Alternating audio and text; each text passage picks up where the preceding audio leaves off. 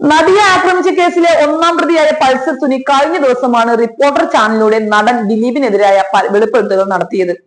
നടിയെ ആക്രമിക്കാൻ 1.5 കോടി രൂപയുടെ കൊട്ടേഷൻ തന്നത് ദിലീപ് ആണെന്നും അതിൽ 80 ലക്ഷം ഇനിയും കിട്ടാനുണ്ടെന്നും പൾസർ സുനി പറഞ്ഞിരുന്നു.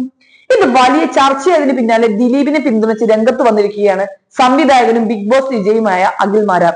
വാർത്ത പുറത്തുവിട്ട റിപ്പോർട്ടർ ചാനലിനെയും അഖിൽ മാരാർ രൂക്ഷമായി തന്നെ വിമർശിക്കുന്നുണ്ട്. കേസിൽ ദിലീപിന് അനുകൂലമായ വിധി വരാനിരിക്കെ പുതിയ ഓരോന്ന് കൊണ്ടുവരികയാണെന്നും പൾസർ സുനി പറയുന്ന വിവരക്കേടുകൾ മനസ്സിലാക്കാനുള്ള ബോധം ജനത്തിനുണ്ടെന്നും അഖിൽ മാരാർ പറയുന്നു. ഒളിക്യാമറയൊക്കെ പഴയ കാലത്തെ തന്ത്രമാണെന്നും ഇവർക്കൊക്കെ തലയ്ക്ക് വെളിവുണ്ടോ എന്നുമാണ് അഖിൽ ചോദിക്കുന്നത്.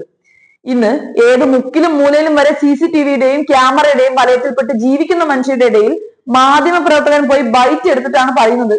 റോഷി എന്ന് വിളിച്ചാണ് പൾസർ സുനി സംസാരിക്കുന്നത് പോലും. അപ്പോൾ അറിഞ്ഞുകൂടാത്ത ആളല്ല എന്നത് വ്യക്തമാണ്.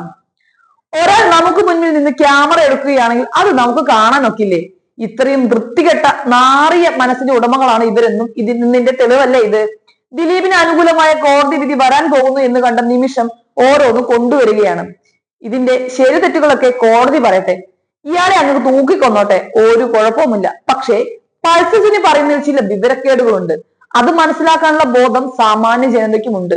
അദ്ദേഹം പറയുന്നു, പൾസർ സുനിക്ക് ഇത് പറയണമെങ്കിൽ ഇത്രയും വർഷങ്ങൾ കാത്തിരിക്കേണ്ട കാര്യമുണ്ടോ? ഇതെല്ലാം പ്ലാനിങ്ങിന്റെ ഭാഗമാണ്. സത്യം പറഞ്ഞാൽ ദിലീപ് നിരപരാധിയാണ്. പൾസർ സുനിക്ക് ഒരു 80 ലക്ഷം രൂപ കൂടി കിട്ടാനുണ്ട്. അത് കിട്ടാൻ വേണ്ടി മാധ്യമ പ്രവർത്തകർ സുനിക്കൊപ്പം കൂടി എന്ന് മാത്രം. ഇതാണ് ഇവിടെ നടക്കുന്നതെന്നാണ് അഖിൽ മാരാർ പറയുന്നത്.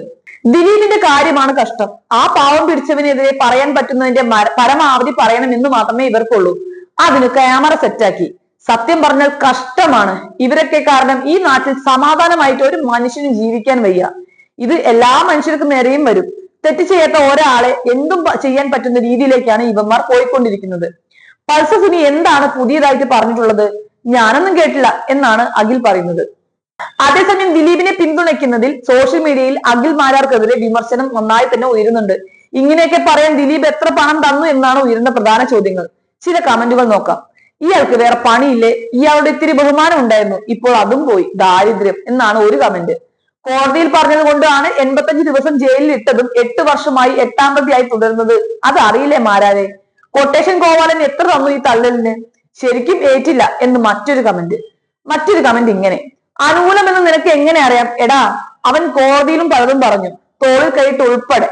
നീ ഇവിടെ കോമഡി പറഞ്ഞു നിന്നോ?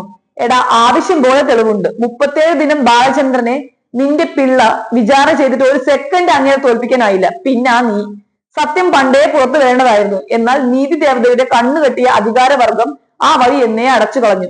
സംഭവിച്ച കാര്യങ്ങൾ എന്തായാലും ഒരു അനുഭവത്തെയും വെറുതെ പറയില്ലല്ലോ എന്നും കമന്റുകളിലുണ്ട്.